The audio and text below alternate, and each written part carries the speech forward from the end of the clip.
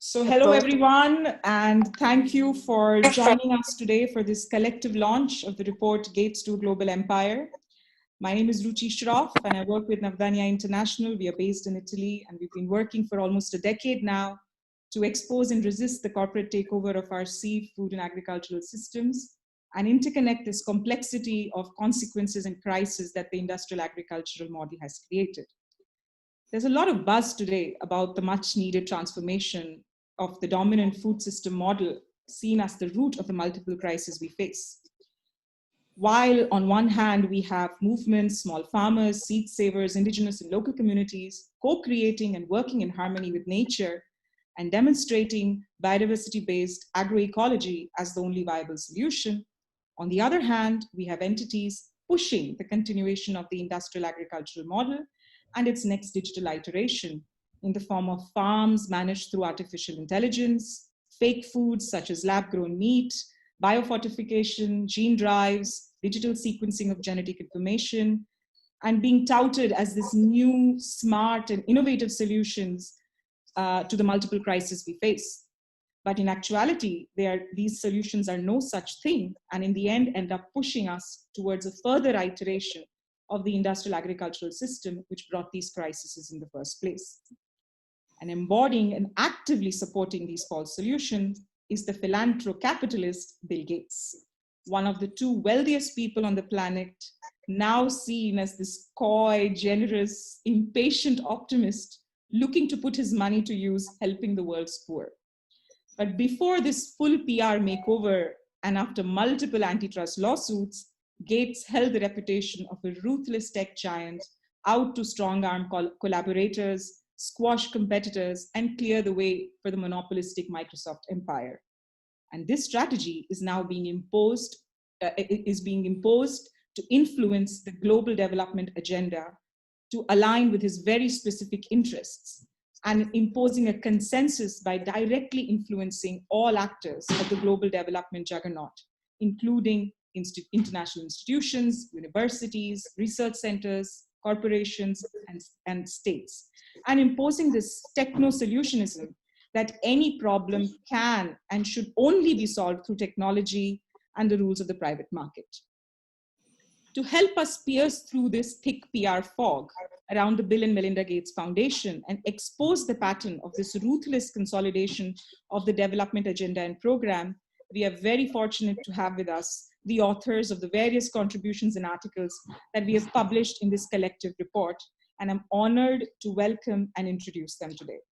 We have with us Chito Medina, founding member of Masipag, Claire Robinson, managing editor of GM Watch, Dr. Michael Antoniou, reader in molecular genetics in the Department of Medical and Molecular Genetics at King's College, Timothy Wise, senior advisor at the Institute for Agriculture and Trade Policy, Nicoletta Dentico, journalist and director of the Global Health Program of Society for International Development, Heather Day with the Community Alliance for Global Justice and Agra Watch, Farida Akhtar, founding executive director of UBING in Bangladesh, Seth Itzkan, co-founder and co-director of Soil for Climate, Jonathan Latham, molecular biologist and former genetical engineer, and now editor of the website Independent Science News, Silvia Ribeiro, Latin American director of the ETC Group, Jim Thomas, co-executive director and researcher ETC Group, Adelita San Vicente, director general of the Primary Sector and National Resources in Mexico, Ali Tapsoba, president of the Terra V Association in Burkina Faso, and Dr. Vandana Shiva, founder of Navdanya and the Research Foundation for Science, Technology, and Ecology. Thank you all very much for joining us today. To collectively launch this report, we will have brief presentations from all of you. And I would like to first begin with Dr. Vandana Shiva to please introduce the report. Thank you very much, Ruchi. Thank you for the amazing team at Navdanya International that brought out this report on the Gates to a Global Empire. In spite of vacations in Europe, in spite of lockdown, in spite of all kinds of problems. And thank you to all the contributors and authors for responding so positively when we asked you to join us in this endeavor of creating a global citizens report on Bill Gates. at one level, it's taking me back to nearly 36 years ago, when I was compelled to look at why Punjab was erupting in violence, why Bhopal had had a genocide, and looked at the Green Revolution. It is known to be a failure in India. It is known that industrial agriculture is at the root of the pandemic, the climate crisis, the extinction crisis, the hunger crisis, the chronic disease crisis, the destruction of small farmers. And precisely at this time where the world is looking at better ways to farm, Gates is pushing the failed Green Revolution on Africa. And he doesn't stop there. He now wants one agriculture for the whole world. Gates Ag 1, he said in January this year. He's too impatient to understand that there's diversity of climates and cultures and crops. He's impatient to create one giant monoculture, one kind of thinking, driven by poisons. He has huge partnerships with the poison cartel. And he continues the work of the Monsantos. If Navdanya was started, it was started with one dedication: to keep the seed free, to let the seed evolve in diversity and self-organization, to have freedom for the farmers and seed sovereignty for the farmers, to keep their seeds. Wherever they lost their seeds, farmers lost their sovereignty, they lost their economy, they lost their land. We have witnessed this crisis grow. But if the CGR system was already a problem, and we'll hear about this from Chito,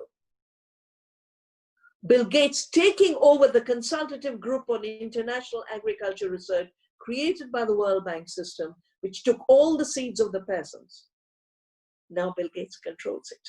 And then, of course, he's got big control over the Svalbard seed bank and the crop trust. So he's taking control of the seed. He would like to take control over agriculture. He would like to push every failed GMO. In India, they tried to bring GMO rice, golden rice, in 2000. We managed to prevent this blind approach to blindness prevention. So much diversity in the world. Our studies showed that we could have much more vitamin A if we grew biodiversity of crops. And now there's a movement in Philippines where Bill Gates took golden rice. In 2010, 11, we stopped BT brinjal because the BT cotton had failed. It had cost farmers lives. Most of the farmers' suicides are in the cotton belt. 95% of the cotton, BT cotton, is owned and controlled by Monsanto, now Bayer. BT cotton would do the same: failure to control pests, failure to be able to reduce farmers' expenditure, instead increase farmers' expenditure and drive debt. Gates took the failed and rejected BT brinjal to Bangladesh, and we'll hear about it from Farida.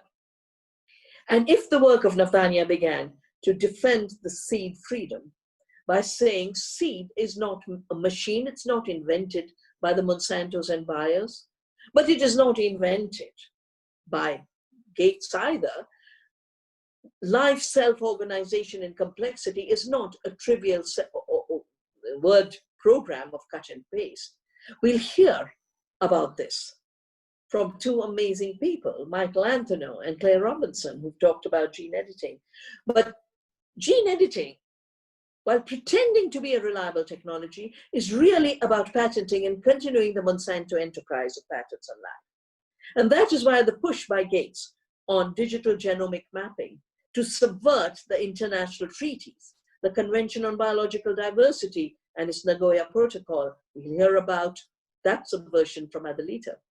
And the subversion of the FAO treaty on seed through digital genomic sequencing, which eventually is about patenting. We will not be joined by Pepe Esquinas, who's the architect of that treaty. Gates is basically continuing all the failed enterprises of the poison cartel, of big pharma, of big ag, big food, and now converging all the technologies, all the tools in one experiment with life, with the planet. We will hear from Silvia Ribeiro about geoengineering. If climate change was the problem of blocking the sun with a greenhouse impact, to block the sun through geoengineering is not a very intelligent way to handle climate change. And if extinction is an existential crisis we are facing, deliberately driving extinction with gene drives is not just a bad idea, it's a crime against nature and humanity. We are all people who have defended the rights of nature, that defended the rights of people. We are standing together today to say we will continue to fight with love to protect the beauty of this planet, the freedom of people.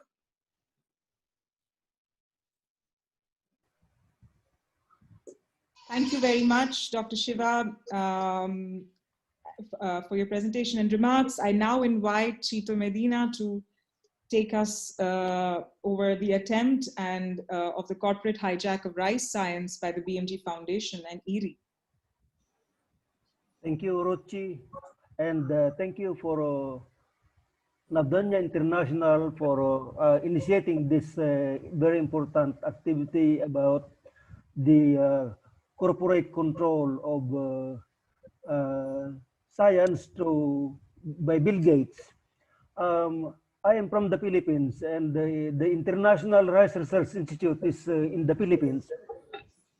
We may not be all eating rice among the panels and this seminar, but rice feeds more than 50% of the global population. And with this, Bill Gates has entered the ERI for 12 years, from 2008 to 2020. It has supported 15 projects amounting to about $154 million US. That is about 15% of ERI's budget per year over the years. But talking only about the bilateral restricted research, that is the research funding, it is about 64% actually by the funding coming from Bill Gates. So this is a very big amount. And this fundings to ERI actually has directed the researchers in ERI on two components. One is the technological component, mainly trying to modernize, quote unquote, rice breeding, that is the use of gene sequencing, gene markers, genetic engineering, and genetic editing, gene editing. And with this, it has eliminated the more affordable, more conventional approaches to improving rice and rice science. The bigger component of this at the moment is the golden rice, wherein Bill Gates has supported about 18 million US dollars from for 6 years, and this will be valid until 2022. What is interesting about this funding is it is up to commercialization. Normally, research is only research. The funding of Bill Gates is up to commercialization. So that is a big problem for all of us who are eating rice, because golden rice, genetically engineered rice, will be there very soon.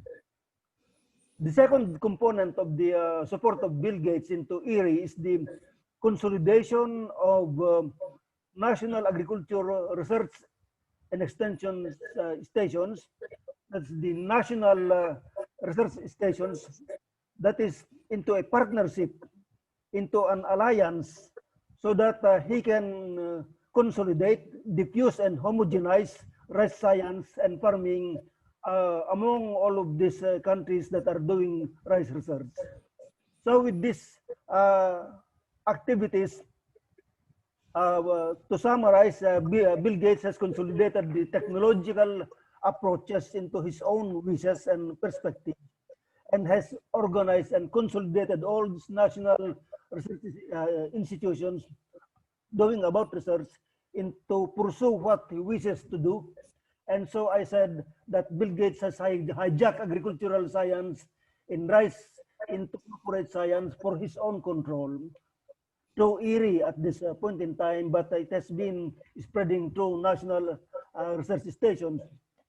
These researches, of course, are expensive and risky sciences, and at the expense of affordable technologies. Secondly, the technology being pushed are covered by intellectual property rights, and so this will be very expensive for small-scale farmers that constitute majority of farmers in the developing world. With all of this, I say that Bill Gates really has been successful, actually, in influencing ERI, even the CGR, a consultative group in international agricultural research, as mentioned by Dr. Silva. And I concluded that Bill Gates has hijacked agricultural science into corporate science. Thank you very much. Thank you very much, Ito, for your presentation. May I now invite Dr. Michael Antoniou and Claire Robinson to talk about gene editing and its risks and outcomes. Thank you. So the Gates Foundation has promoted and invested in genetic modification technologies in agriculture with, however, nothing that's useful to show for it. This has happened over many years. The latest incarnation of the GM food venture is gene editing. This is supposed to be much safer and more predictable than the old style genetic modification. And my contribution to the Navdanya report, which I made with the technical help of Dr. Michael Antoniou, is on the dangers of gene editing in food and agriculture. And proponents of this technique claim that it's very precise and leads to predictable outcomes, but in reality, the technique is not precise or predictable. Scientific studies show that many unintended changes occur during gene editing processes, both at the intended edit site and at other locations in the genome.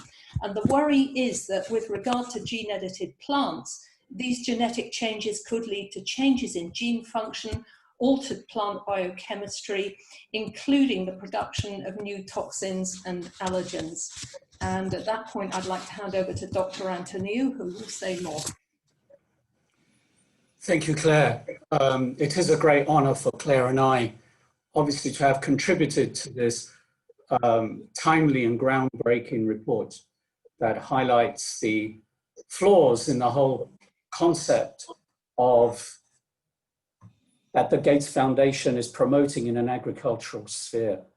The only thing I would like to add to what Claire said, that in addition to the technology being nowhere near, or just not precise at all, actually, you know, I was going to say nowhere near, but it's hardly, you could hardly call it precise, is that actually it's even doomed to fail before you even begin, simply because what the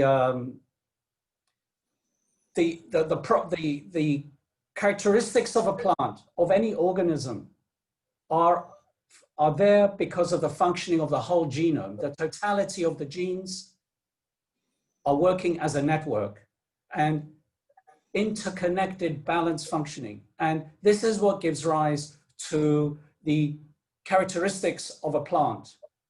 And tweaking one or two genes with gene editing is not going to impart resistance to or tolerance to environmental stressors or pathogen resistance, disease resistance, or higher yield or better nutrition and so on.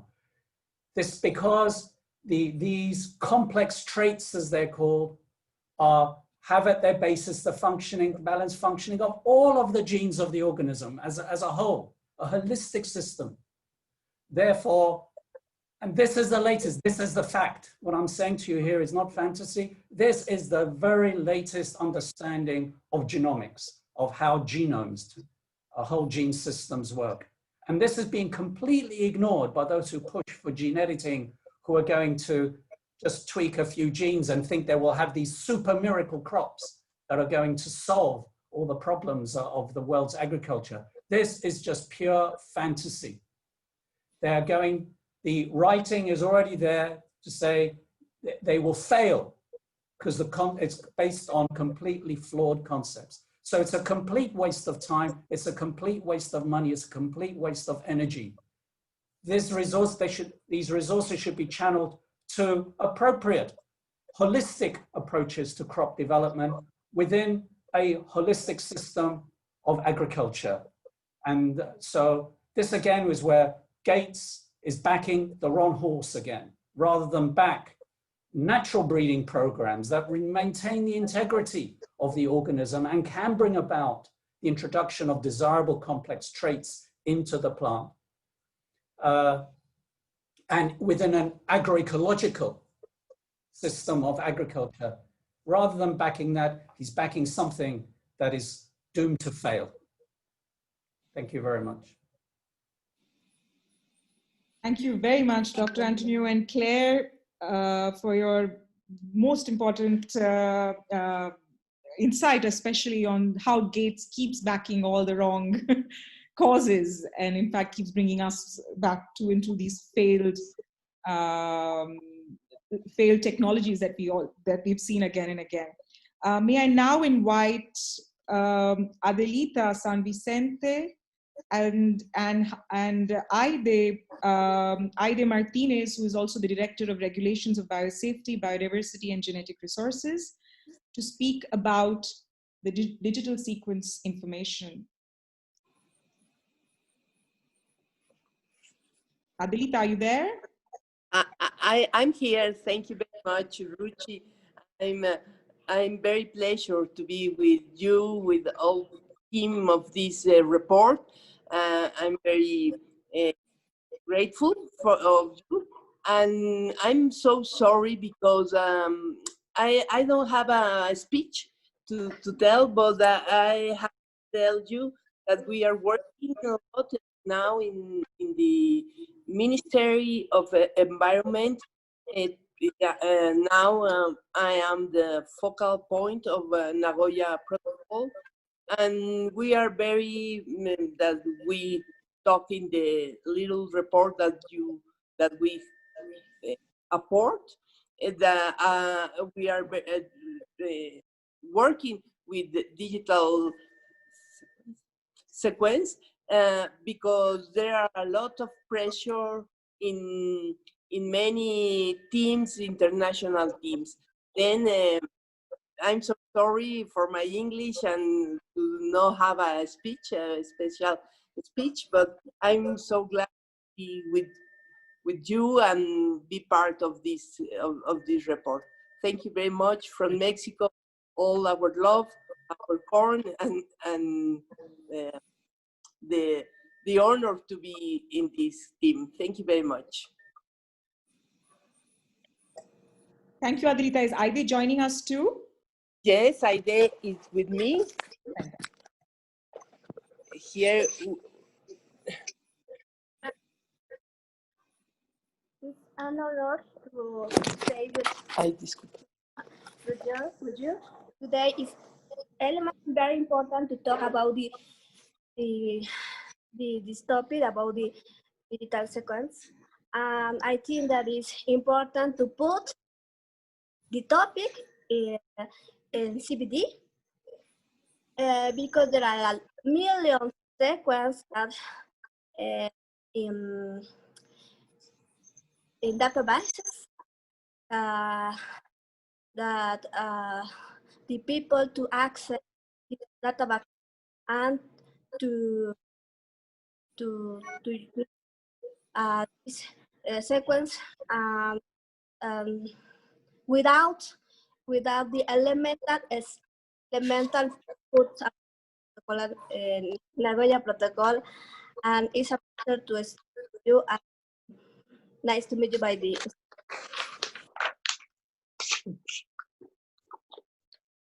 Thank you very much, Aide. Thank you very much. I will now move to invite Timothy Wise to talk about the Gates Foundation and its failed green revolution in Africa. Thank you so much. It's such a pleasure to be part of this illustrious group covering such a wide range of Gates Foundation initiatives, which I think is is important to bring them all together in the way that Navdanya has done. So thanks to the editors of the report for pulling it together. My small contribution is on what I call the Gates Foundation's Failing Green Revolution for Africa. You may know the basics. In 2006, the Gates Foundation started an agricultural development program with a signature program on bringing the green revolution to Africa. They set goals in 2006 of doubling incomes and yields for 30 million small-scale farming households in Africa, and cutting food security in half by 2020. We noticed that it's 2020, and we also noticed that the Gates Foundation and the Alliance for Green Revolution in Africa, neither one has produced any public evaluations that report on its progress toward those goals relating to yields, incomes, and food security. We tried to get them to provide that data for our study. They refused. So we looked at national level data and showed that there is absolutely no sign of any productive green revolution happening for Africa as it reaches AGRA reaches its 2020 deadline. Doubling of yields, not at all. Even for maize, its priority crop, we found that yields have only gone up 29% in 12 years. That's a relatively slow rate of yield increase, but more troubling, for a wider basket of staple crops, yields have gone up only 18%. And that is because all of the incentives for maize, which come not just from AGRA, but from input subsidy programs, advocated for by the Green Revolution proponents, have driven land into maize and out of more productive, climate resilient, and nutritious crops, such as millet, sorghum, sweet potato. So staple yields have gone up as a basket of goods far more slowly. Has these yield increases raised incomes? No. Poverty remains endemic. Rwanda, which is supposed to be one of the AGRA poster child success stories, chronic extreme poverty has remained at 60%, where 14 years ago it was at 63%. Has it improved food security? No. We found a 31% increase in the number of undernourished people in AGRA's 13 focus countries. So this is a program that is failing on all of its own terms. It is failing on a whole range of other terms that we all care about, such as soil health, crop diversity, sustainability, and the empowerment of small-scale farmers. We have been pressing the Gates Foundation and AGRA to respond to our report with evidence. And I think one of the more striking findings of our work is the lack of accountability of the Gates Foundation and of AGRA. Their unwillingness to do the basics of any major grant-making institution: set baselines, studies, set benchmarks, set goals, and report against those goals. The Gates Foundation has put more than $660 million into AGRA. The program itself has gotten $1 billion in funding, and yet there is no accountability for how that money has been used. I have joked that Bill Gates is like the 800-pound gorilla. You know the joke. Where does an 800-pound gorilla sit? Anywhere it wants.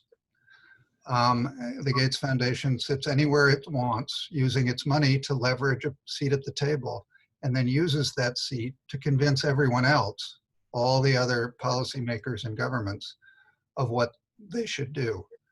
But it doesn't want any attention to what it is doing, right? It doesn't want any attention to the man behind the curtain, to draw on the Wizard of Oz imagery, who's pulling the strings and setting the agendas for African governments on the Green Revolution. In that sense, it is, the Gates Foundation is the elephant in the room. Again, to mix metaphors, the 800-pound gorilla who wants us to treat him like an elephant in the room and not talk about his influence. We have, I say that with making true apologies to those two noble species, the gorilla and the elephant. But I think it is apt. I will post in the chat links to some of the studies and key documents that we have produced on AGRA. Note that 3 African organizations, 2 of them involved in the study, have sent an open letter to AGRA demanding an evidence-based response to refute the findings in our report, and have gotten absolutely stonewalled. They continue to be stonewalled. We know that AGRA has 2 internal reports, internal evaluations they're refusing to make public. We're trying to get hold of those, and we're not going to stop until we do. Thank you. I'll stop there. Thank you. Thank you so much, Tim. He continues to push Green Revolution everywhere and all these failed models. On that note, I also invite Farida ji to talk to us about BT Brinjal and the Alliance of Crooked Science. After listening to everybody, I know that who this crooked, comes from, where it comes from.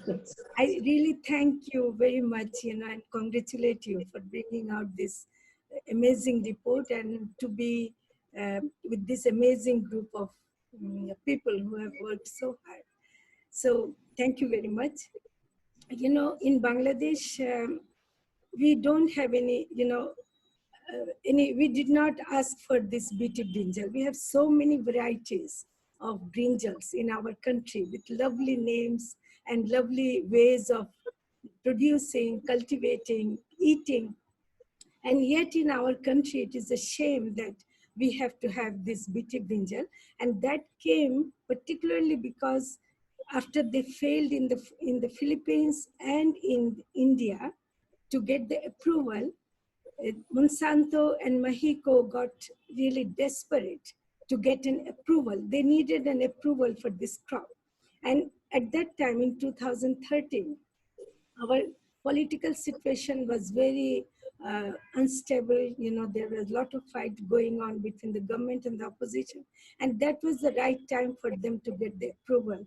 And, because in India, they learned that it was the environment minister who, after listening to the public, hearings, he just stopped it. So they had to take on the ministers and even the prime minister.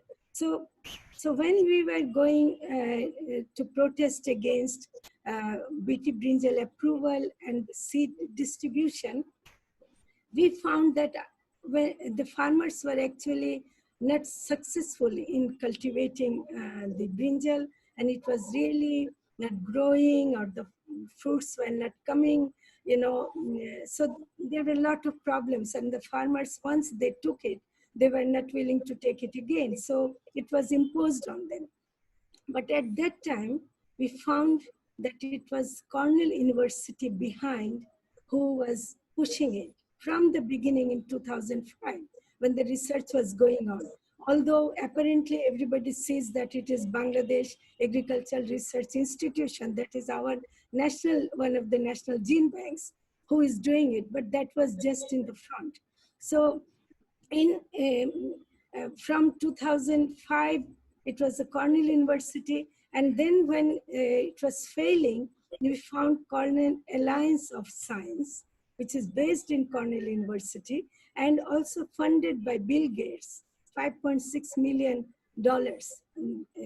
funding, only to, it says, add a stronger voice to science and depolarize the charged debate around agricultural biotechnology. So it's that when we are writing the truth about BT brinjal failure, they now hire Mark Linus kind of journalists to come and make a fancy story, it's all lies, they fancy stories and they publish, but they are not able to publish very much in Bangladesh. They are publishing in crop science, all these international papers. So they're actually misguiding the people. So, but yet now, till now, they are not able to produce any report on biosafety. So they did not bring any report on health safety or environmental impact, and they are not bothered about it. They still cannot prove that it is pesticide free, although that was the main point to convince the government.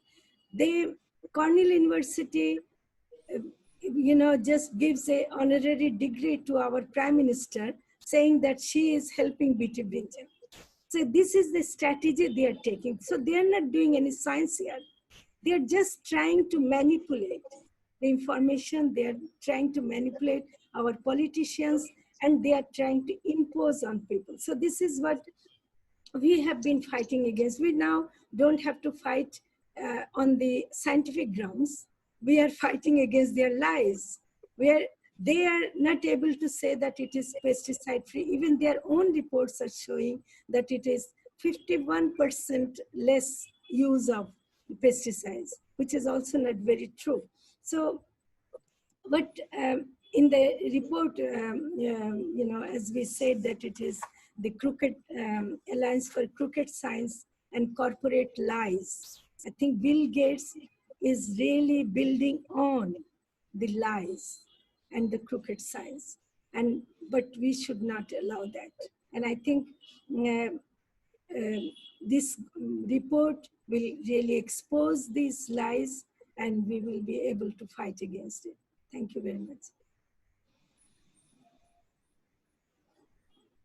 Thank you so much, Faridaji. And I mean, you spoke about the Cornell Alliance and its involvement in pushing BT Brinjal in Bangladesh. May I invite Heather, who has who has contributed to the chapter on how the Cornell Alliance spreads disinformation and discredits agroecology. Yes, hello everyone. Excited to build on what folks have shared, and especially excited to hear about the other research into the Cornell Alliance for Science. I'm with Community Alliance for Global Justice, which is based in Seattle. We founded our Gates Foundation Focus campaign in 2008 because we're based in Seattle. We're a small volunteer-led organization. So it's sort of a David and Goliath struggle to take on the Gates Foundation in our backyard, but not with all of you and all of us joining together around the world. Our campaign is called Auger Watch because we, we're concerned specifically as a food sovereignty organization with the Alliance for a Green Revolution in Africa, but of course we could be called Gates Watch. And the report is the Messengers of Gates Agenda, a case study of the Cornell Alliance for Science Global Leadership Fellows Program. We first heard about the Cornell Alliance for Science after we launched our campaign focused on the GM banana, as there were fellows from CAS involved in promoting that project. And then we really got interested because we witnessed some of the shenanigans of young biotech students who are playing a really clearly well-orchestrated role and disruptive role in side events at the UN Convention on Biodiversity meetings, which we attended in Mexico in 2016. And then we started doing some research, and then last year an article kind of blew up on the ASFA listserv, the Alliance for Food Sovereignty in Africa, which we're proud to be a member, ally member. And that article was by one of the fellows, Nasib Mugwanya, and it was called After Agroecology, Why Traditional Agricultural Practices Can't Transform African Agriculture. So we started looking into him, and we published this case study, which is contributing to this growing literature on the Gates Foundation, but examining kind of a lesser known aspect of their strategy, which you've already mentioned, but just the role they're playing in framing the debates in shaping how issues are communicated, as well as fostering a new generation of leadership to carry forward its mission. So as mentioned, the CAS was launched in 2014 with a 5.6 million grant. They got a second major grant in 2017, and just last month received another 10 million. So they've now received a total of 22 million. I would say, well, so we focus on the Global Leadership Fellows Program, which is a 12-week intensive training course on science-based communications. It's been held at Cornell every year since 2015, except for 1 year. They typically host 20 to 30 young professionals, mostly communications professionals, and most of them have been African. In 2019, last year, 61% were African. And we wanted to find out how many of the fellows, if any, had ties to the Gates Foundation. So we researched the institutions affiliated with them to find out how much funding they had received. And we found that about 35% of the fellows were affiliated with institutions funded by Gates. The total agricultural related funding we could find from 2006 to 2019 was $776 million. So a little more than $750 million. And then we looked at the narratives discrediting agroecology employed in the article previously mentioned, again called After Agroecology. Mugwanya was a CAS fellow in 2015, he's Ugandan. He now has the title of CAS training team member and recently was featured in a webinar that CAS hosted on agroecology. And not surprisingly, we find an uncritical promotion of biotechnology. Biotech is equated with science, and critique of biotechnology is equated with anti-science. So we identified 4 false narratives that agroecology can be characterized as a particular and limited set of agricultural practices, that agroecology involves a glorification of the past and a rejection of the modern, that agroecology is being imposed upon African farmers from outside of Africa. For example, he claims in his home country that activists fighting GMOs are doing so under the influence of international environmental NGOs, and goes on to say that supporters of agroecology in Africa wrap itself in the cloak of anti-colonialism, even as the NGOs, this is a quote, wraps themselves in the cloak of anti-colonialism, even as the NGOs promoting agroecology are funded primarily by Western developed world donors. However, the truth is that peasants, including African peasants, are at the helm of the agroecology movement, of course. And the final false narrative is that agroecology will keep farmers locked in poverty and drudgery. So in funding CAS, of course, Gates is equipping fellows with the propaganda tools. But what we thought was most interesting about our research is that they also serve as the active support network to ensure they continue to promote these communications and push these narratives and ultimately push policies regarding agricultural development in Africa. And of course, the Gates Foundation and the Cornell Alliance for Science are using their affiliation with Cornell, a highly respected university, to claim scientific neutrality while really promoting communications that are aligned with agribusiness through the use of its fellows. And the message comes across differently if it's being spoken by Bill Gates or if it's being spoken by young African professionals. So there's just another aspect of their strategy that we have to expose, and that we're trying to organize with the Cornell community in Ithaca, New York, and build on their many years of work of trying to call out the Cornell Alliance for Science as just one aspect of our overall work. So thank you so much for including us, and to everybody for taking on the Gates Foundation. We really have to do this together. Appreciate it. And we do demonstrations at the headquarters any opportunity we can get, and it's great because we get media. There's two of the TV stations are literally half a block away, so we found that we actually get pretty good coverage, which hasn't been true in much of our history of taking on various institutions in Seattle. So you know, global days of action where we're doing that and y'all are doing that where you are, that kind of thing. I think it would be very strategic. Thank you. Thank you, Heather. Indeed, we do have to do this together. And that is the idea of also bringing all of us here together who have been working on these issues for so many years now. From the takeover of seeds, biopiracy, pushing failed GMOs, gene editing, discrediting real science and agroecology, to pushing fake food. Seth, would you talk to us about the impossible foods and impossible patterns?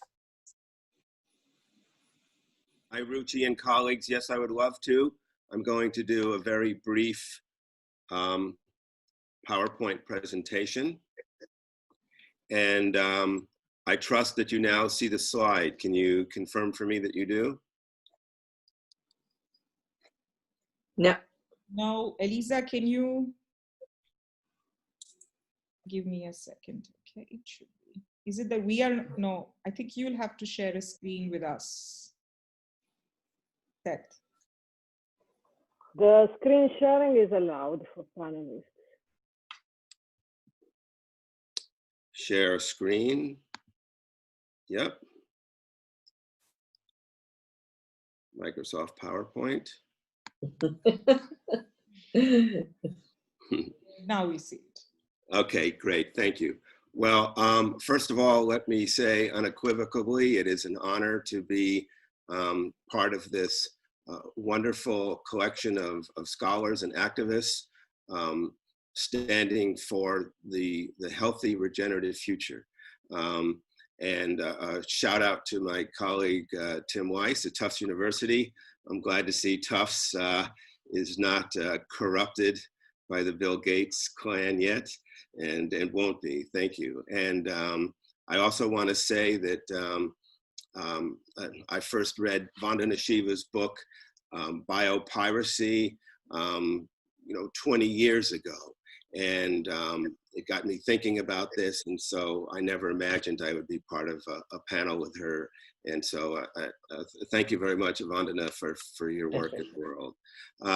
So my name is Seth Itzken. I am the co-founder and co-director of a group called Soil for Climate. And we advocate for soil as a climate solution. I'll just very briefly talk about that and why the whole Gates and synthetic food and the intellectual property version of food is so horrific for nature and for our vision of restoring nature to mitigate global warming. Let's go on here to the second slide. Oh, excuse me 1 second. Okay, so now, so grasslands are the largest ecosystem on the landed surface of the earth, and they're the largest sink, if you will, for carbon. They love carbon, and okay, so they're the carbon molecules. We'll just go through this very quickly. So this is an exhibit. This is a picture from an exhibit called Exposed: The Secret Life of Roots, and what you see here is a photographic cross-section of a grassland, but those are real plants and real plant roots mounted on top of it, and they were grown in tubes, and then the dirt was taken off the tubes, and you can see they're folded at the bottom because they're so long. Some perennial grass plants can be 12 feet deep, and the estimated amount of carbon in soil is in the realm of trillions of tons or thousands of gigatons. And we'll see that in the next slide. But the reason why soil is dark literally is because of the carbon in it. And in the next slide, what I want you to look at here really is your bottom left. You see where it says soil 2300, that's 2,300 billion tons or 2.3 trillion tons of carbon in soil. So it's the largest terrestrial reservoir of carbon other than fossil fuels themselves. And you'll see there at the very bottom, it says the fossil fuel pool and then the deep ocean. But in terms of the surface of the planet, carbon is in soil, and that's what gives it its life and its vitality. And so our organization is partnering with an organization of Maasai in Kenya. They're called the Maasai Center for Regenerative Pastoralism. And our program is called Enkup Osiligi, which is a Maasai word for the promised land. And then the more perhaps descriptive term is also just called the Maasai Lands Restoration Project for Soils, Food, Water, and Climate. And this is a picture that I took a couple years ago when we were at the Training Center for Holistic Planned Grazing. And so this is an important part of this work, is doing something called holistic management or holistic planned grazing. And they were taking the training in this at the Mara Center in Western Kenya. And this is my colleague, Dalmas Tiampati, and these are some of the animals that we helped raise the money for. And they're basically managing the herds in a way which is ecologically restorative. So they're actually restoring the soil with this managed grazing. And excuse me one second. So we advocate for a type of grazing which heals the land, and thus it's a meat diet, but it's what we call regenerative meat. And so we push against the sort of the anti-meat narrative, which is only a very thin slice of the meat narrative, which just looks at the worst aspects of it and doesn't look at the whole picture.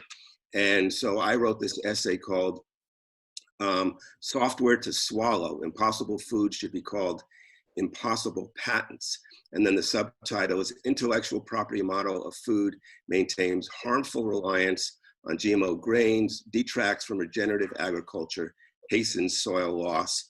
And then here are some of the many patents that are associated with impossible foods. And basically, you see at the bottom here, I write, software is food, swallowing intellectual property.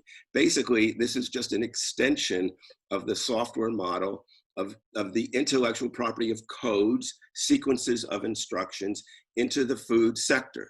And so for all practical purposes, impossible foods is really just intellectual property. It's really just an extension of the software model. And what you're really swallowing is intellectual property. And in this case, the most heinous aspect of this is the intellectual property of creating a facsimile of the heme molecule, which is what gives meat, you know, what we have evolved to crave that. And they're just pouring it over a meal of genetically modified soybeans that have been sprayed with glyphosate. And it's just the most horrendous example of agriculture and fooling people into doing something good, which of course they aren't. And these are pictures from their own website. This is from Impossible Foods' own website of showing you how they make their food. And then in the top left, what you see there, where someone's pouring something red, they're actually pouring genetically engineered heme molecules over a meal of soybean mash. And of course, these are GMO soybeans sprayed with glyphosate, grown in fields like Iowa and North Dakota that should be tallgrass prairie. They should be carbon-rich tallgrass prairie with grazing, and that's our mission, is to bring that type of grazing back to restore the soil. And this is where it just really gets troubling for me personally, emotionally. So these are words from Pat Brown himself, the founder of Impossible Foods. He says, quote, excuse me while I turn my head slightly to read, animals have been the technology, have just been the technology we have used up until now to produce meat. What consumers value about meat has nothing to do with how it's made. They just live with the fact that it's made from animals. Pat Brown, as second quote, from Pat Brown on their own website. The mission of Impossible Foods is very simple. It's to completely replace animals in the food system by 2035.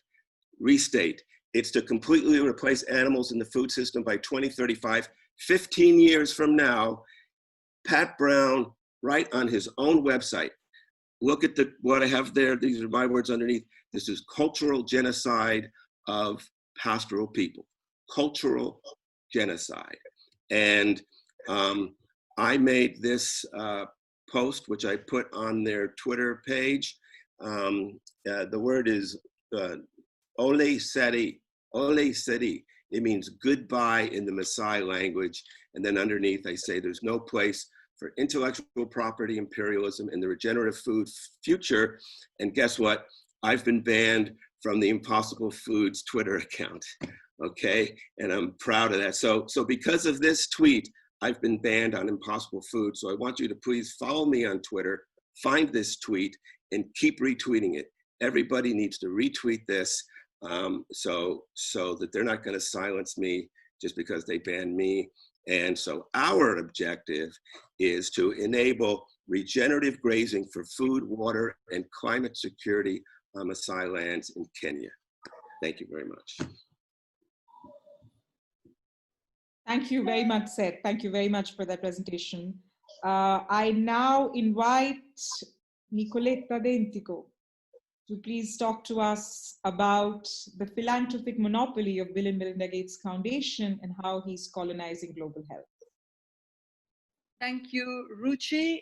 Thank you, Navdanya International. I'm so thrilled and humbled of being in this group. I feel it's a real privilege. And as Tim said earlier, this is really a breakthrough and a timely exercise that we are conducting. And I'm really proud to be part of this endeavor. I think it's so important. Let me start with a quote from two researchers, Alana Shaikh and Laura Freschi. They say something very relevant, which I've mentioned in my book, just, you know, with the Bill Gates face on the cover. It's just coming. It will actually be in the bookshops tomorrow.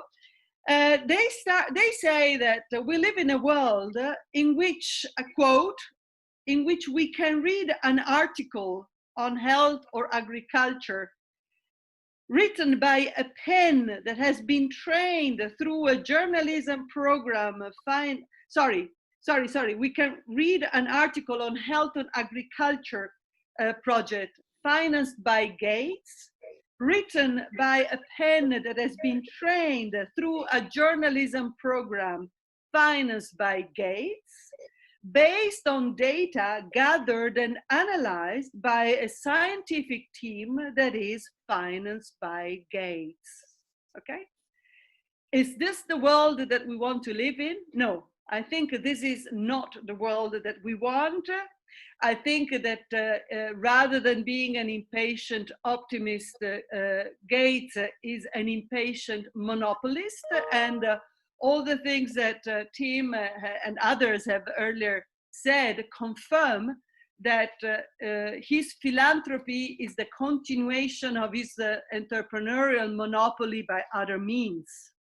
And therefore we have a serious problem for democracy, for freedom, and for biodiversity, as you clearly said, because it is not just that he wants to create a one agriculture. He has previously created a one health project. So he has this dogmatic approach that covers and embraces various fundamental areas of human and planet life. So I think we really need to be very mindful that this is not just health, it is not just agriculture, as bad as that is already, but it is, I think it's very important that this digitalization issue is coming up together with a biotech. So thank you so much, and I'm really very eager to read all these very technical things that Michael Antonio and others were mentioning earlier. We have a convergence along the same dogma of pharma, food, digitalization, and finance, because Bill Gates, in his urge to serve the poor, or rather make markets for the poor, because that's his real drive, making markets for the poor, and he says it, clearly that's one of his main slogans, is increasing his interaction also with the World Bank especially for the big agenda of the Sustainable Development Goals. He is he's helped creating new financial tools and financial products that contribute largely to the financialization of food and the financialization of health. And of course, they harvest profits. They make philanthroprofits from every type of, crisis or perceived crisis or real crisis that can emerge out of a world that is really extremely problematic and which is in the current situations as it is. I mean, 2020 with the coronavirus is actually exploding all the dysfunctionalities and the injustices of the world. You have elaborated at large about AGRA, and rightly so. You know very well, of course, that the AGRA president is going to be the special rapporteur and the special representative of the UN Secretary General for the 2021 World Summit on Food Systems. It is right that we, of course, illuminate the what I call the dystopia organized by the Gates Foundation and the clique and the very, elitarian group that, like Gates, are pursuing this horizon. But I think we need also to highlight the huge vacuum, the huge space that governments, policymakers have made for Bill Gates and the like to expand, to dominate and to continue to do so in an increasing areas of human life. So this is something that I think we need to very seriously consider. And if they have expanded so much together with the private sector as brokers of the penetration of the private sector into global policy making, it's also because decision maker, the political arena is allowing them to do so. Of course, COVID-19 is accelerating this movement, which I, in my book, in the end, calls the new Davos consensus, because that's what it is coming to. As you know, the UN signed a structural agreement with the World Economic Forum in June of last year, and we are seeing its implementation being accelerated also thanks to COVID. With COVID and with the international effort aimed at devising a vaccine against the COVID-19, Gates is affirming his tentacular power, but also I think what we are seeing is that there is a kind of enhancing of his profile in all the narrative around the international effort for the vaccine, because he's now, on an equal standing with international multilateral organizations like the World Health Organization, which he has, of course, already conquered and bought largely, is today the first financer of the World Health Organization since the US administration has decided to freeze its contribution to the agency. So he's on an equal footing, on an equal standing with the WHO, with the World Bank, with the European Commission. And he is, recognized already alone, his own foundation, as an international multilateral organization, okay? With all the lack of accountability that earlier on you mentioned, and I would like to say, with the establishment of a privatization system that is now accepted by everyone. We can see that with the ACT accelerator, with this international initiative that has actually internationally been taken out of one of his ideas from the Gates Foundation, and which is driven by Gavi, the public and private partnership he has created for vaccines a long time ago, with the CEPI, the new public and private partnership that is looking at pandemic vaccines. All his men are controlling this arena. The CEO of CEPI is actually the former manager of intellectual property rights in Microsoft. So there is a perfect secondment and the perfect control, something that even member states, governments now are starting to worry about because of secrecy, lack of any possibility to access the contracts, the rules of the game that are being established under this international cooperation. One final word, I would like to say that Gates, through his funding, has been able in the last 20 years to also shape up a new generation of NGOs, of civil society organizations that are very, very emotionally kind of subdued to him and to his people very much. This is something that we really need to consider.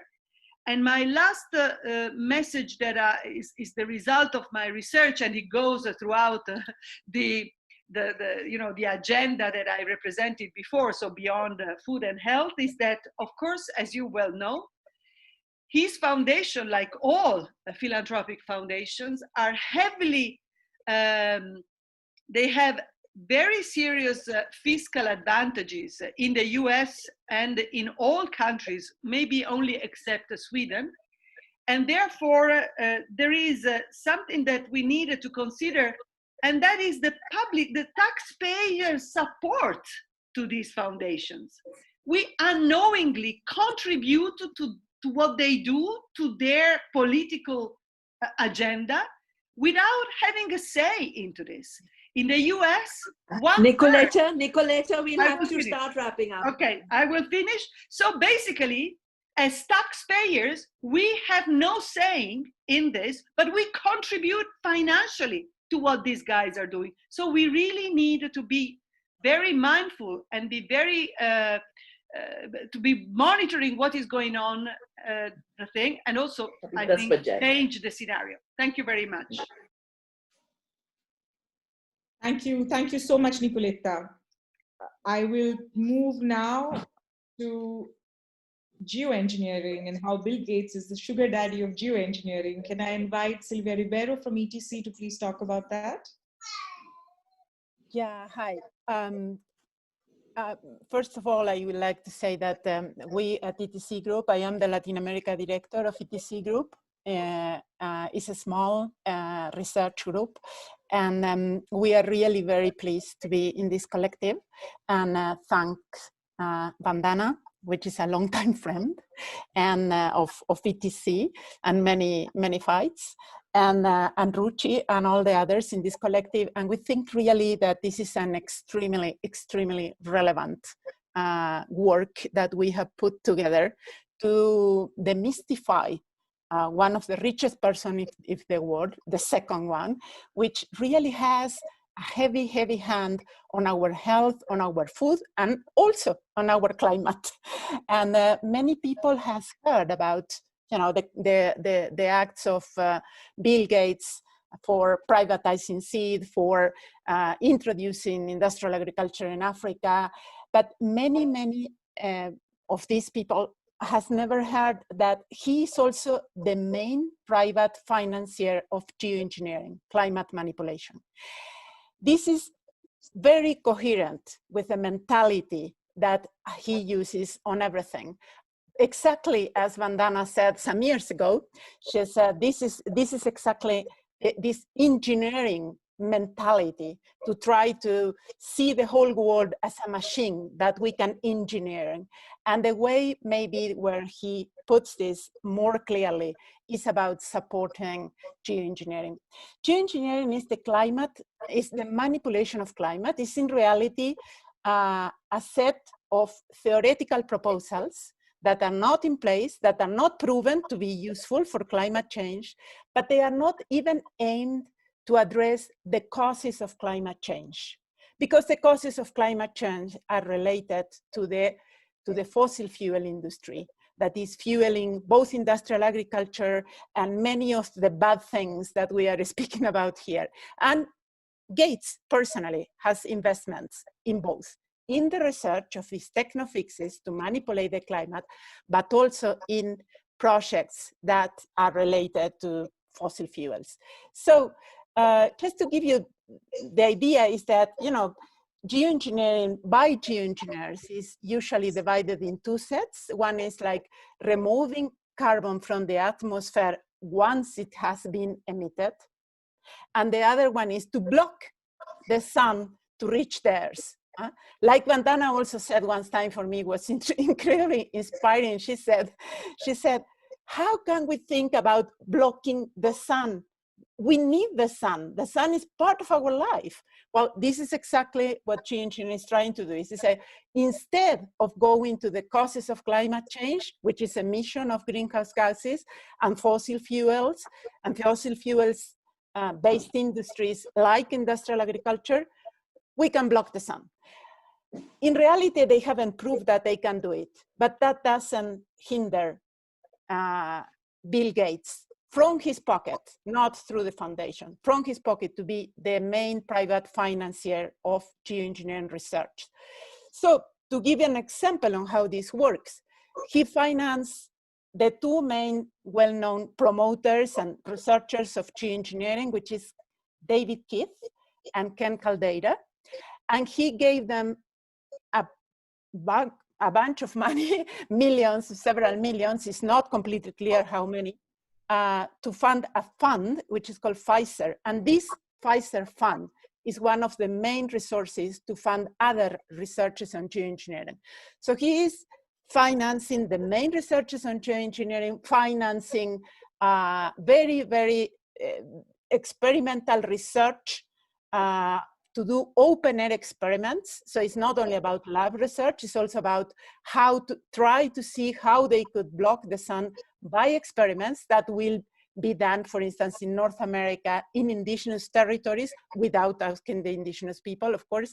So on one hand, he is backing this research, but on the other hand, he's also investing in, for instance, the technologies of geoengineering that could give him more profits. So together with Chevron, Billiton, Occidental Petroleum, and the largest financier of tar sands in Canada, which is Murray Edwards, they also finance David Keith's company. David Keith is this main researcher on geoengineering.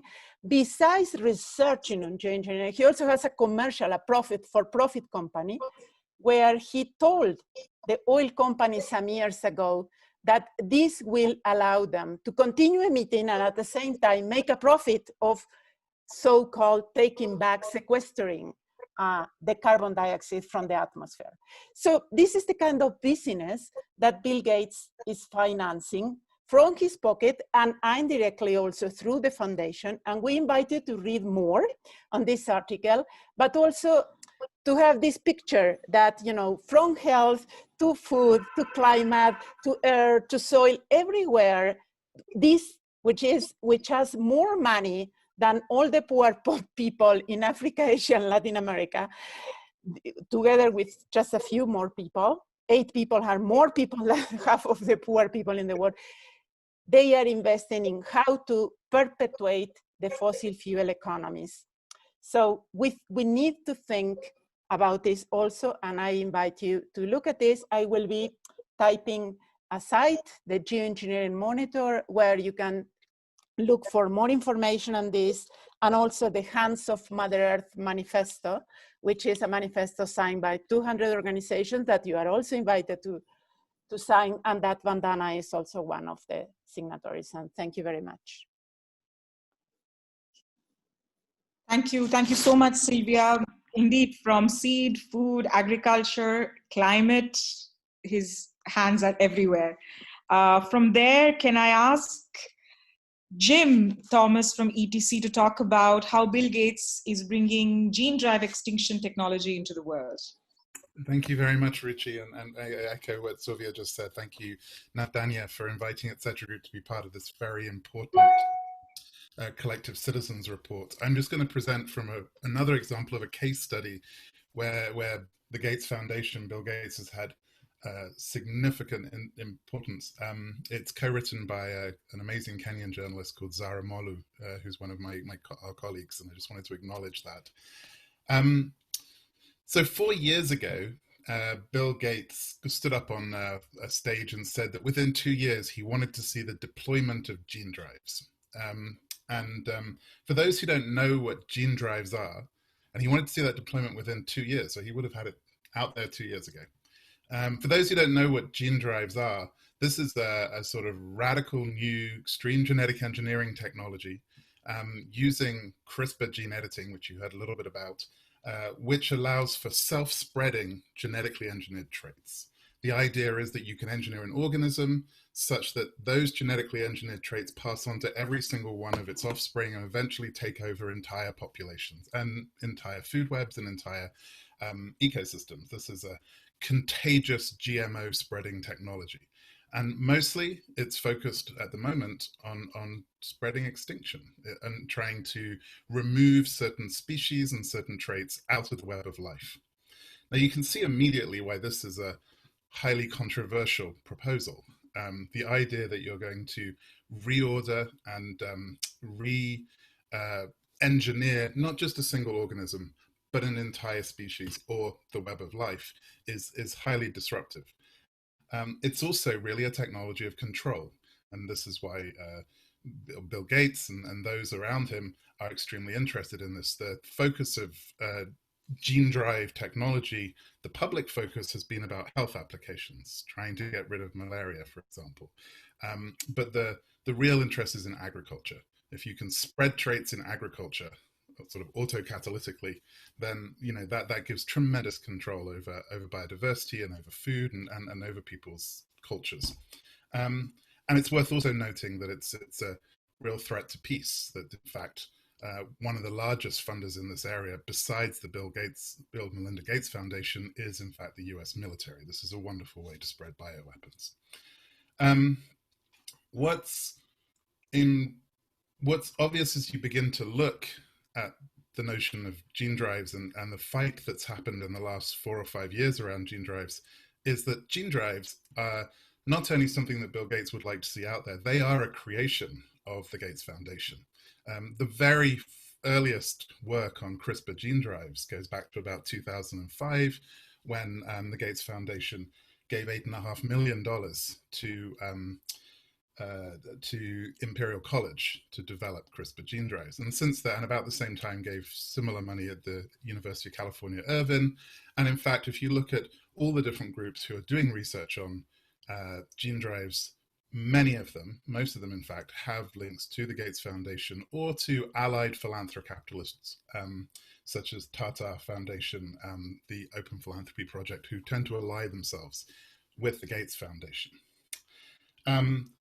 And the other large funder is, as I mentioned before, the US military, DARPA, the Defense Advanced Research Projects Agency. Gates and DARPA, hand in hand, have really shaped the entire, not just the research for gene drives, but in fact the entire discussion and governance landscape. I found it interesting listening to Tim earlier when he invoked these two metaphors, the one of the man behind the curtain and the 800-pound gorilla. I think that absolutely reflects my experience of looking at the Gates Foundation around this issue of gene drives. Gates is really the 800-pound gorilla behind the curtain. I wonder if we shouldn't call it the Big Manipulative Gorilla Foundation or something like that. That the big manipulative gorilla behind the curtain is not only paying for the research, but also shaping the policy. Only literally weeks after the first working gene drive was developed, we saw the National Academy of Science and Engineering and Medicine in the US launch a huge policy process funded by the Gates Foundation and DARPA that was about trying to frame how gene drives would be governed. We then, as the issue became a global issue and came to the Convention on Biological Diversity, we saw that the Gates Foundation had put approximately $4 million, what's now about $4 million, maybe $5 million, into a PR company called Emerging Ag, who were manipulating the processes behind the curtain, were trying to stuff experts and direct experts to try and get certain outcomes in the CBD processes. And then when this issue then came to the Convention on Biological Diversity's big COP, Conference of Parties in Sharm el-Sheikh, this question of gene drives, and many were calling for a moratorium on gene drive being released.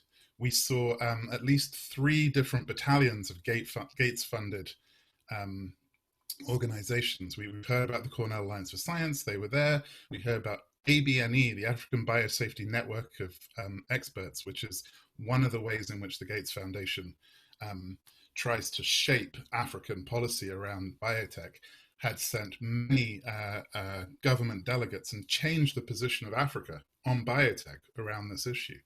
And frankly, we also saw that the parts of the media that have over time been really generously funded and paid for by the Gates Foundation were very uncomfortable to report properly on this controversy.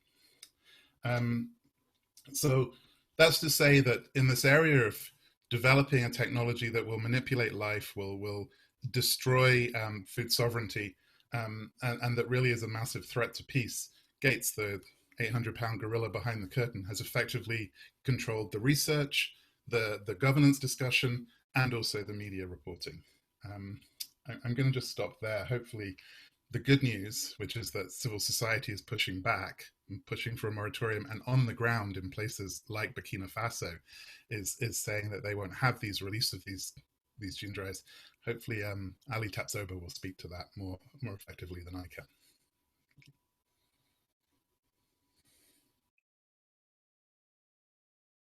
You tell us about what's the civil society and how it's resisting these attempts in Burkina Faso.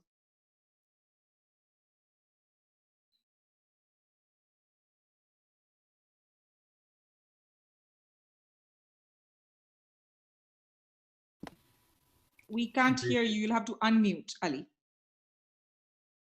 Unmute. Okay. Thank you, Rishi. Thank you for Jim to introduce me. I will try to explain with my bad English.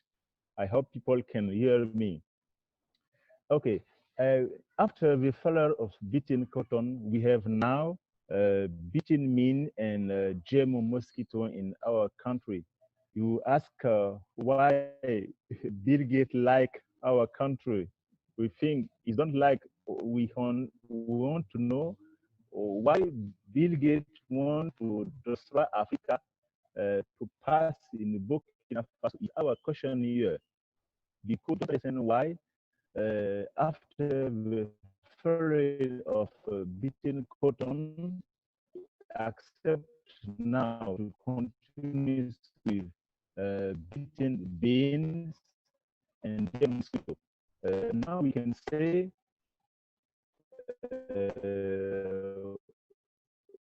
the problem we have now is target malaria.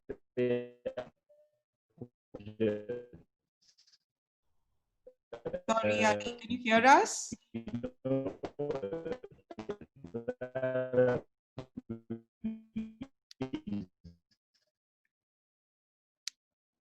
I think we're having a little bit of trouble with the audio with you, Ali. Please, come back to you. It's good. Yes, it's good now. Yes, it is. It is absolutely. It's good. Yes, it's better. Okay. Okay. I try to explain the problem we have in Burkina Faso now. Target malaria release GMO mosquito, but until now, no study to know the problem this GMO mosquito create in environmental and people. And now, normally they planned a second release for last July, but with NGO fighting, they no have a second release, and we hoped to don't accept the second release previous normally last year, and we would like international community talk about really the problem with Burkina Faso here, because Bill Gates give a lot of money in my country, so government cannot say nothing. Bill Gates' woman is Madam Melinda Gates, come every year in my country and give lots of money to community. And so now government can say nothing to fund Bill Gates Foundation. And the rest power we can use in civil society. I don't understand if you hear me good. So, but I want to say one thing.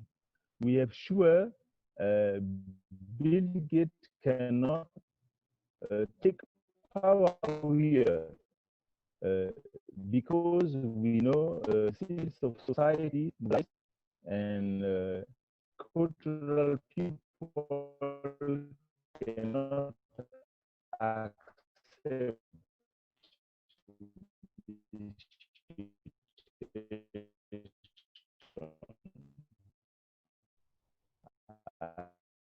And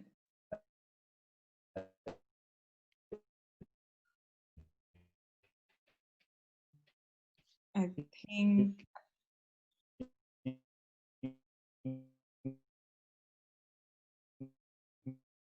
hello. Yes. Yeah, Ali. I think we're having some trouble with your audio. Okay. I want to finish now to tell you target malaria shamed in total blow, no transparency. People host problem every time when we want to seek the opinion of local community on this project. And when they release a mosquito, until now, no study in biological, health, and social calamity this problem can create, the problem can making in my country and in Africa. Because when you see mosquito travel everywhere, mosquito can travel. Now we know the release mosquito in Burkina Faso is a West African problem. And after whole African problem, because mosquito will travel everywhere.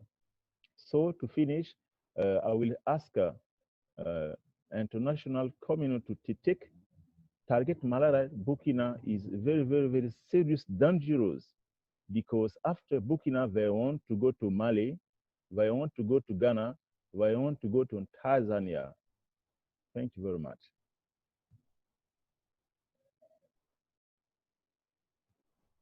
Burkina problem or a West Africa problem, but actually the issue of gene drives itself knows no political borders. It's all our problem. And with that, I would like to also invite Jonathan to talk about how Bill Gates hired a PR firm to manipulate UN over pushing gene drives. So, can you hear me okay? This is, so first of all, I'd like to congratulate Navdanya on pulling together this report. So, you know, it's hard for me to think of any subject that's more important than the one we're talking about today. So, and also I'm very much honored to be part of this panel with everybody else here. It's very exciting and I appreciate the invitation. So in my chapter, I wrote about how the Gates Foundation attempted to secretly manipulate a UN vote. This vote was part of a global decision-making process on a controversial genetic technology called gene drives. So gene drives, you need to know, are artificial genetic elements designed to multiply and spread in wild populations. What they spread in these populations are specific chosen genetic traits.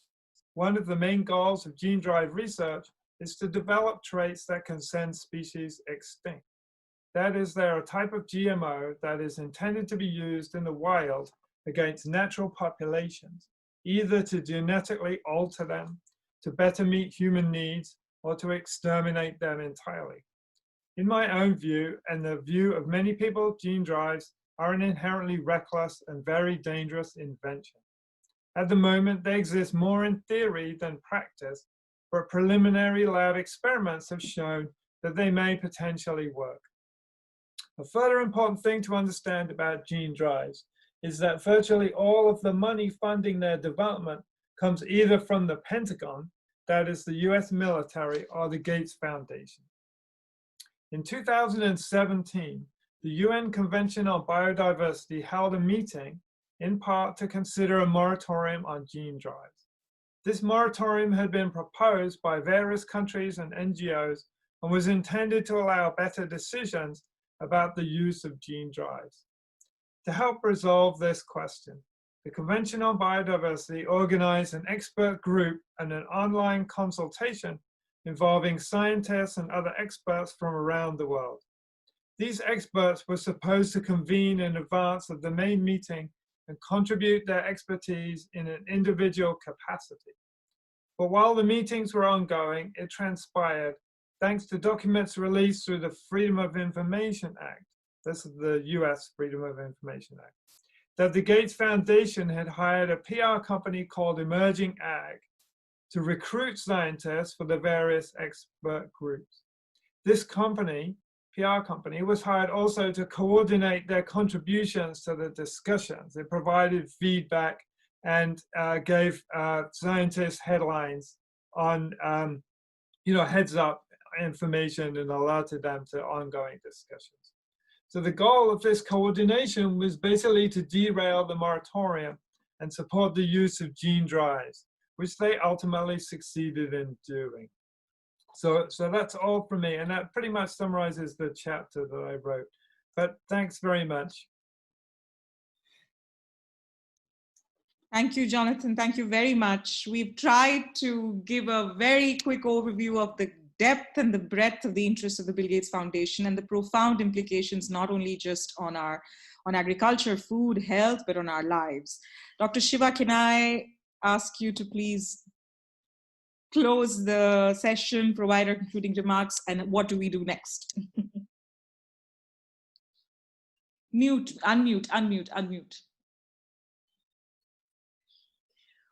We are already late, so I'll be very, very brief. All over the world, people are rising against colonialism. People are pulling down Columbus's statues and other colonizer statues. It is time to realize that Gates is the new Columbus, and you want to truly decolonize, organize around Gates. We marched against Monsanto. We held public trials of Monsanto. Monsanto disappeared. It has been swallowed by Bayer, which is itself in a crisis. We must have marches against Bill Gates to basically show who is pulling the strings, who's the elephant in the room. And as was said by Tim, we, of course, love our elephants, but this metaphor tells you that the secrecy, this corruption of media, the corruption of policy, the corruption of government, the suppression of tried, tested alternatives that work for the earth and people, and to impose systems that have proven to be destructive, proven to have failed. This is high-level dictatorship in every field of our life. And Hitler was in one country. Bill Gates as a Hitler is global. If we want freedom, we will have to research him, know about him, figure out what he's doing, and we hope this report will be the first step to create a whole new movement for democracy. We have to take back our seed, now not just from Monsanto, from Bill Gates. We have to take back our food, not just from the junk food industry, but all the fake food industry that Bill Gates is funding. We have to take back our life from an anti-life individual who has decided he must extinguish life, drive species to extinction. If Hitler committed crimes against humanity for thinking of extermination as a good scientific experiment, the gene drive experiment done with US military is a crime against humanity and nature. We've never had a bigger threat to human freedom and a human future. We've never had a bigger existential threat, never a bigger democratic threat. Let's organize, let's research, let's walk the path of truth. Satyagraha is the force of truth. Today, let's begin the Satyagraha for life and freedom. Together, in our solidarity, our collective strength, and never giving up.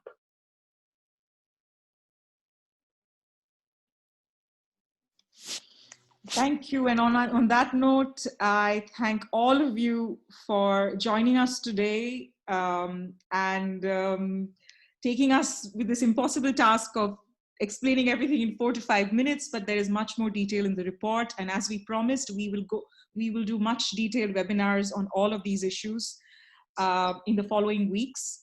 And I invite all of you and all of you watching us to join us in this struggle and the campaign to take back our seed, our food, and our lives. Thanks once again. Thanks to all of you. Thank you, Ruchi. Thank you, the Navdanya team. Thank you, Navdanya. Thank you. Thank you, Navdanya. Thanks, everyone. Thank you, wonderful people. Thank you. Thank you. Thank you, Vandana. Bye. Bye. Bye, Michael. Thank you, everyone. Bye-bye.